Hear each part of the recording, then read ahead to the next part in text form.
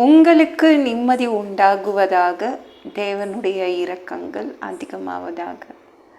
தேவன் என்ன சொல்கிறாங்கன்னா, யோவான் 14:14, என் நாமத்தினாலே நீங்கள் எதை கேட்டாலும் செய்வேன், எது கேட்டாலும் நான் செய்வேன் அப்படின்னு இயேசு சொல்கிறாருங்க.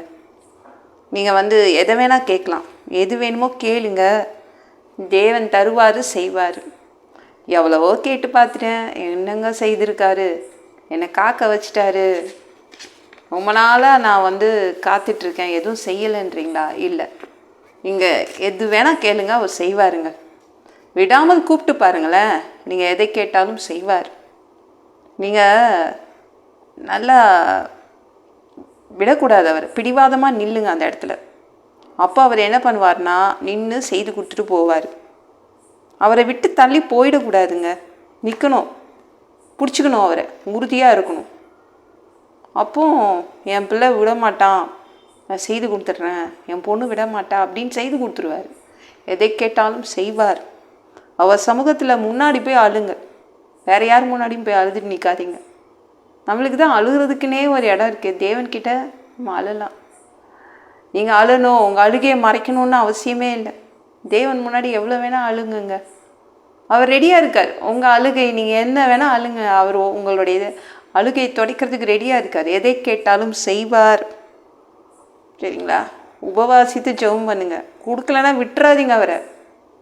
நமக்கு தேவனை விட்டால் வேறு யார் இருக்கா? விட்டுறாதீங்க. ஃபாஸ்டிங் இருந்து, விரதம் இருந்து ஜெபம் பண்ணுங்க, உபவாசித்து ஜெபம் பண்ணுங்க. எதை கேட்டாலும் கொடுப்பார். நமக்கு உரிமை இருக்குல்ல தேவன்கிட்ட, அவரும் சொல்லிட்டார் எதை கேட்டாலும் கொடுப்பேன்னு. விட்டுடாதீங்க, அந்த இடத்த விட்டு நகரக்கூடாது. அவர் கொடுக்குற வரைக்கும் பிடிவாதம் பிடிக்கணும். இந்த பிடிவாதம் பிடிக்கிற குழந்தைங்கள்லாம் பார்த்துருக்கீங்களா? அது மாதிரி இருங்க. தேவன் முன்னாடி அப்படி தான் இருக்கணும். அவர் எதை கேட்டாலும் கொடுப்பார், செய்வார். கேளுங்கள் கொடுக்கப்படும், அவர் தானே சொன்னார். வாய் உள்ள பிள்ளை பொழைச்சிக்கும். எந்த பிள்ளைக்கு ரொம்ப வாய் இருக்குதோ அந்த பிள்ளை எதையாவது கேட்டு வாங்கிக்கும் இல்லை. ஆனால் வாயே இல்லாமல், வாயில்லா பூச்சியாக இருக்கிறாங்களே, எதுவும் கேட்கவே மாட்டாங்க. ஆனால் வாய் இருக்கிறவங்க இது வேணும் அது வேணும்னு கேட்டு வாங்கிப்பாங்கல்ல. நம்ம தேவன் முன்னாடி வாயை திறக்கணும், வாயை விரிவாய் திறக்கணும். நன்மையினால் தேவன் நிரப்புவா. ஜபத்தில் போராடணும்.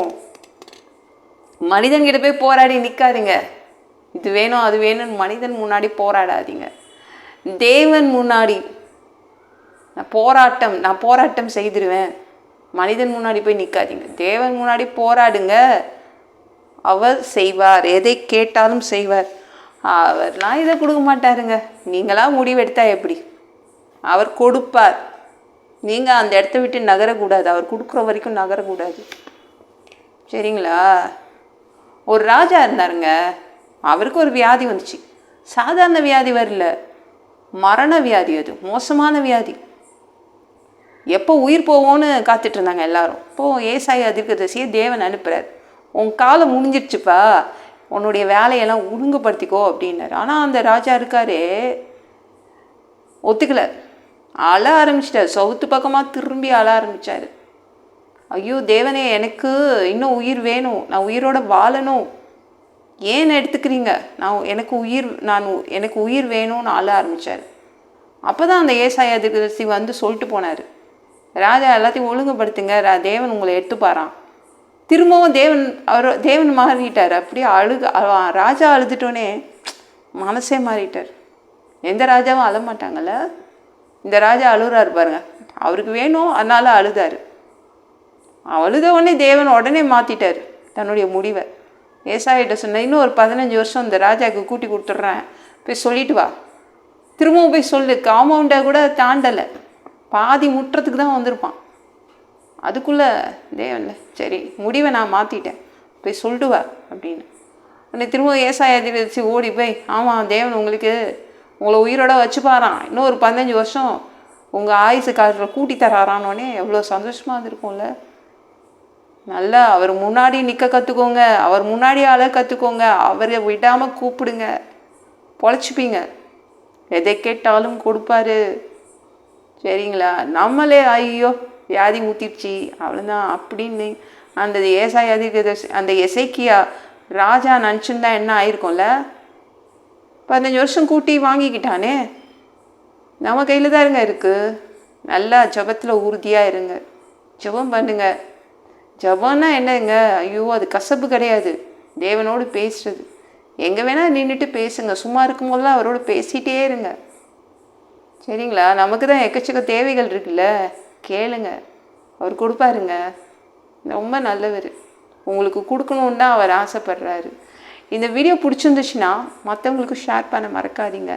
கர்த்தர் உங்களை ஆசீர்வதிப்பாராக. ஜெபம் பண்ணலாமா? அன்பு பிதாவே, உங்கள் பிள்ளைங்க உங்கள் பாதத்தில் வந்திருக்காங்கப்பா சாமி. இரக்கம் செய்யுங்க, இறங்குங்க அப்பா. உங்கள் பிள்ளைங்க எத்தனையோ நாளாக, எத்தனையோ மாதமாக, எத்தனையோ ஆண்டுகளாக காத்துட்ருக்காங்க. நீங்கள் இதை கொடுப்பீங்க, இதை கொடுப்பீங்க, கொடுத்துருங்கப்பா. உங்கள் பிள்ளைங்க யார்கிட்ட போய் கேட்பாங்க? கொடுக்குற மாதிரி யாரும் இல்லைப்பா. எங்களுக்கெல்லாம் கொடுக்குற மாதிரி யாரும் இல்லைப்பா. நீங்கள் மட்டும்தான் கொடுக்கும் தேவன். நீங்கள் கொடுக்கணும்ப்பா. உங்கள் பிள்ளைங்களுக்கு எதை கேட்டாலும் கொடுப்பேன்னு சொல்லியிருக்கீங்க பா. நீங்கள் கொடுத்துடுங்கப்பா. உங்கள் பிள்ளைங்க நம்பி உங்கள் பாதத்தில் நின்றுட்டுருக்காங்க. எல்லாம் பொல்லாத பிசாசுகள், ஏவல்கள், மந்திரங்கள், தற்கொலை ஆவிகள், பயத்தின் ஆவிகள், பலவீனப்படுத்துகின்ற ஆவிகள் எல்லாம் இயேசு என்ற பெயரினை கொண்டு துரத்துகிறேன். ஓடிப்போ. உங்கள் பிள்ளைங்களை ரத்த கோட்டிக்குள் மறைச்சிக்கோங்க. பரிசுத்த ஆவியால் நிரப்புங்க. ஞானஸ்நானம் எடுக்கணும். ரட்சிப்பீராக. இயேசுவின் காயப்பட்ட தழும்புகளால் எல்லா வியாதிகளும், எல்லா பலவீனங்களும், கேன்சர் போன்ற வியாதிகளும் சரியாகுவதாக. மரணப்படுக்கைகள் சரியாகுவதாக. சாமி உமக்கு நன்றி அப்பா. பரம்பரை வியாதிகள் சரியாகுவதாக. மனிதனாக பிறந்தா ஜீவ புஸ்தகத்தில் எங்கள் பேர் இருக்கணும். அப்படி இல்லைனா அந்த மனிதனை பிடிச்சி நீங்கள் நரகத்தில் தள்ளிடுவீங்க. தீ எரிக்கிற இடத்துல எப்படி போய் வாழ்கிறது பா? அடித்து உதச்சி திருத்தி பரலோகத்துக்கே அனுப்பிடுங்க. அங்கே வரதுக்கு தான் ஆசைப்படுறோம். கழுவப்படாத பாவங்கள் இருந்தால் திரு ரத்தத்தை கொண்டு கழுவி எங்களை பரலோகத்துக்கே அனுப்பிடுங்கப்பா. எந்த ஒரு இமைப்பொழுது நீங்கள் வருவீங்கன்னு இயேசுவை வணங்கி வணங்கி காத்துட்ருக்கோம். பரிசுத்தமாக வாழ்ந்து வாழ்ந்து காத்துட்ருக்கோம். இப்போ அந்த ஒரு இமைப்பொழுதில் உங்களுக்கு ஒப்பான ஒரு உடம்பு எங்களுக்கு கொடுக்கப்படும். அதை பெற்றுக்கொண்டு மதிய வானத்தில் உங்களுக்கு சந்திக்க வருவோம். அந்த தருணத்தை இழந்துடக்கூடாதுப்பா. ஒரு மனிதனால் பரிசுத்தமாய் வாழ்கிறது கூடாத விஷயம். அதற்கு கூட உங்கள் உதவி கேட்டு தான் வந்து நிற்கிறோம். 7 வருட அந்த கிறிஸ்துவ ஆட்சியில் விட்டுட்டு போயிடாதீங்க. பிசாசு நடத்தும் ஆட்சியிலலாம் விட்டுட்டு போயிடாதீங்கப்பா. நீங்கள் 3வது தடவை கூட இந்த பூமிக்கு வருவீங்க. இந்த பூமியின் ஓனராக, இந்த பூமிக்கு சொந்தக்காரராக வருவீங்க. 1000 வருடம் இந்த பூமியை ஆட்சி செய்வீங்கப்பா. அந்த ஆட்சியை நாங்கள் பார்க்க ஆசைப்படுறோம். எல்லாவற்றையும் ஒப்பு கொடுக்குறேன். இயேசு மூலம் ஜெபங்களும் பிதாவே, ஆமென். நாளைக்கு பார்க்கலாம்.